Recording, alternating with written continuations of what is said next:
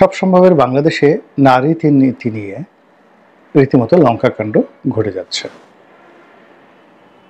আপনারা জানেন যে অতি সম্প্রতি ইউনূস সরকারের কাছে এই নারী নীতি সংক্রান্ত একটি কমিশন, তারা নারী নীতি প্রণয়নের জন্য কতগুলো সুপারিশমালা দিয়েছেন। সেখানে নারীর সম অধিকার এবং উত্তরাধিকার আইনে নারীর কিছু অধিকারের কথা বলা হয়েছে।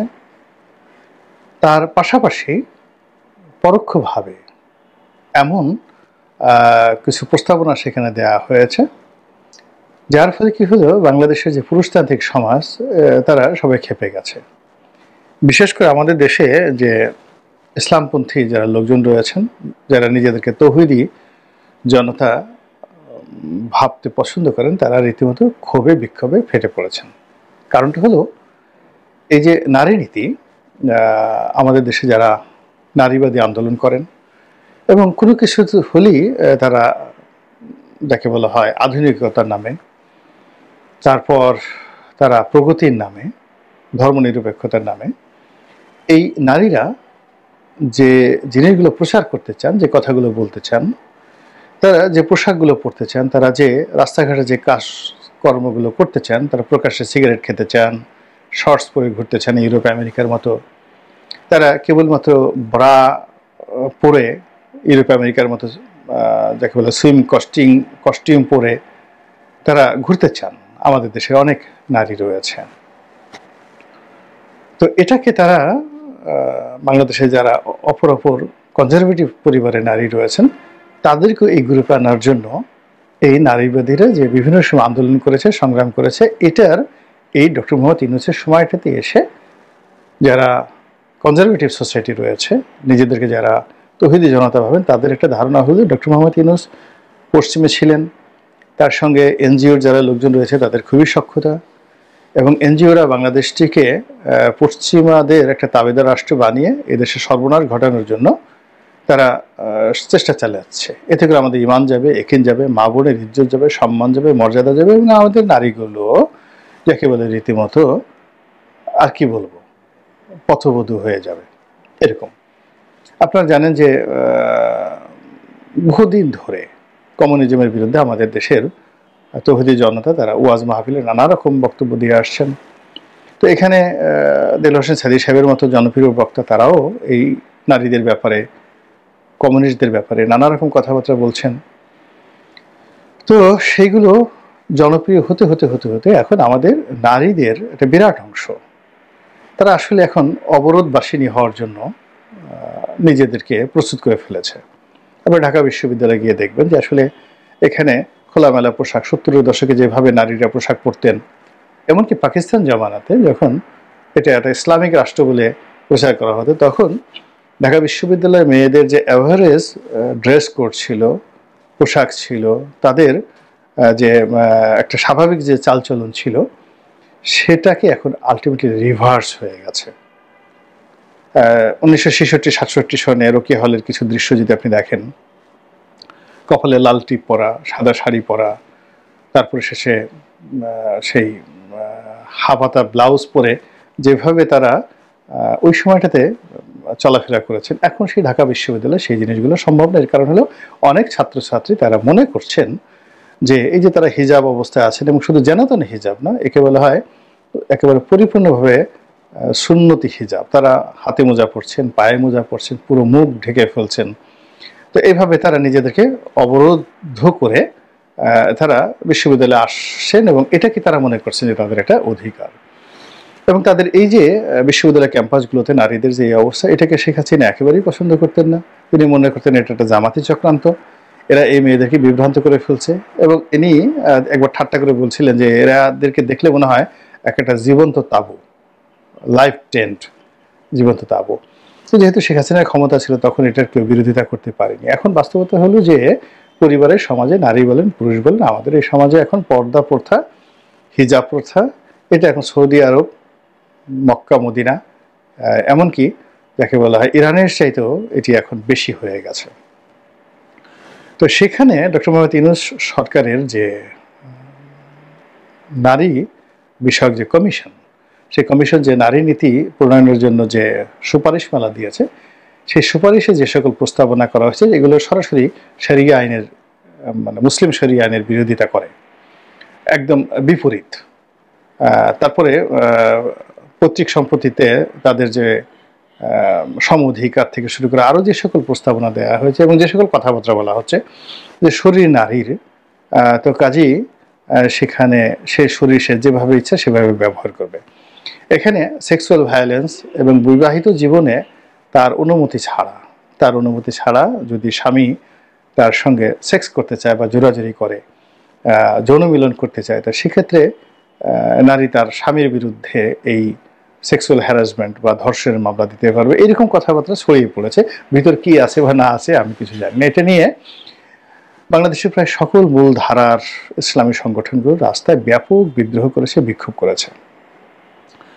তারপর মসজিদগুলোতে জুমাবারের যে খুতবায় মানে যাকে বলা হয় এদেরকে নিয়ে খুব অশ্লীল অসভ্য ভাষায় গালাগাল দেওয়া হয়েছে যারা এই ধরনের কমিশনের সঙ্গে সম্পৃক্ত এবং যে ধরনের প্রস্তাবনা দিয়েছে।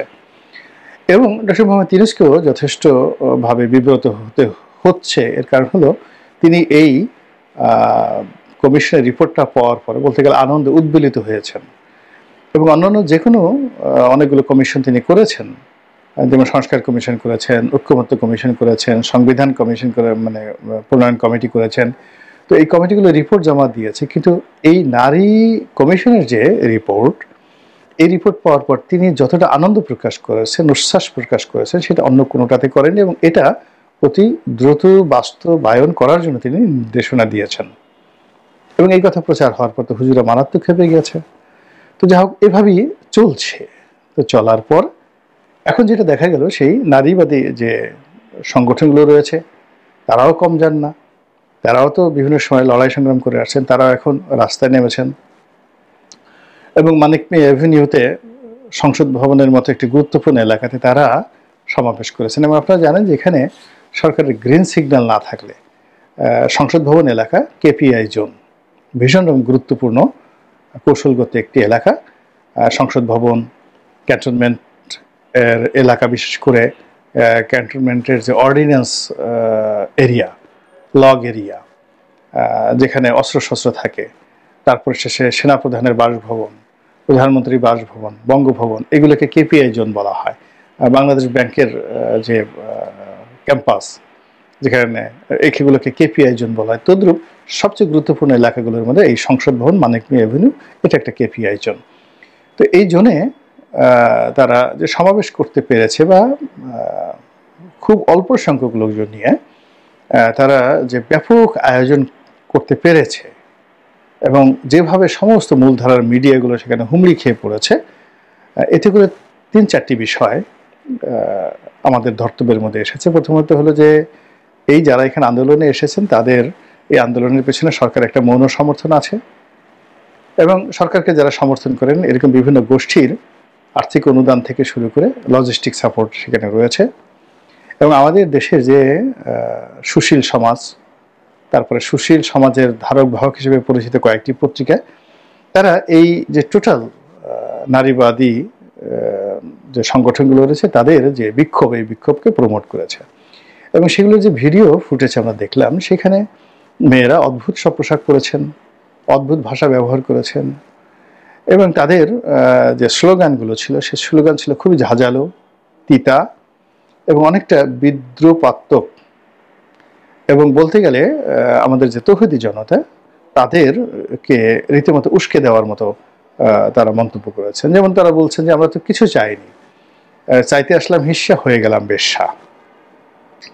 তো এই ধরনের যে স্লোগান দেওয়া যে আমরা বেশ্যা হয়ে গেলাম, আমাদেরকে বেশ্যা বানিয়ে দেওয়া হলো। এবং হুজুরদের মধ্যে কেউ কেউ মানে যারা ইসলামপন্থী লোকজন আছে তারা কেউ কেউ গালি দিয়ে বলেছেন যারা এই কাজগুলো করে তারা বেশ্যা। আবার কেউ বলার চেষ্টা করেন এরা খানকি। আবার অনেকে বলার চেষ্টা করেছেন যে এদের কারোর মানে এই যারা কমিশন এদের কারোর জামাই নাই। আবার এখানে যারা যারা গেছেন তাদেরকে নিয়ে ভীষণ রকম কটূক্তি করা হচ্ছে।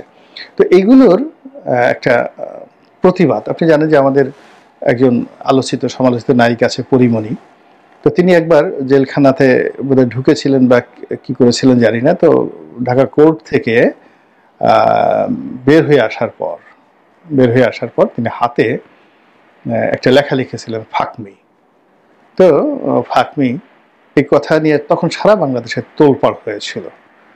তো এটা নানা রকম পরিমণির পক্ষে বিপক্ষে নানা রকম কথাবার্তা হয়েছে। তো তদ্রূপ পরিমণি যে প্রতিবাদটা জানিয়েছিলেন যে আমাকে আর তোমরা কত পারো, যদি পারো তো আমাকে এই কাজটা করো, দেখি কেমন পারো। তো যাই হোক, ঠিক তদ্রূপ এইভাবে এখন যারা নারীবাদী সংগঠনগুলো রয়েছেন তারা রাস্তায় নেমেছেন।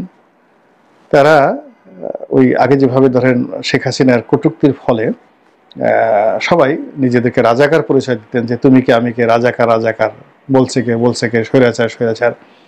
এখন তদ্রূপ চাইতে এলাম হিস্সা, হয়ে গেলাম বেশ্যা, বলেছে কে, নাম দিয়ে দিল অমুক। তো এই যে নারীরা যে বের হয়ে আসার আবার এটার প্রতিক্রিয়ায় আবার দেখলাম যে এই যে তারা এই কাজগুলো করেছেন, তৌহিদি জনতা ভীষণভাবে খেপেছেন, বিশেষ করে পুরুষরা। এখানে আমি একটা অসাম্য দেখতে পাচ্ছি। এর কারণ হলো নারী এবং পুরুষের মধ্যে তো যুদ্ধ হবে না।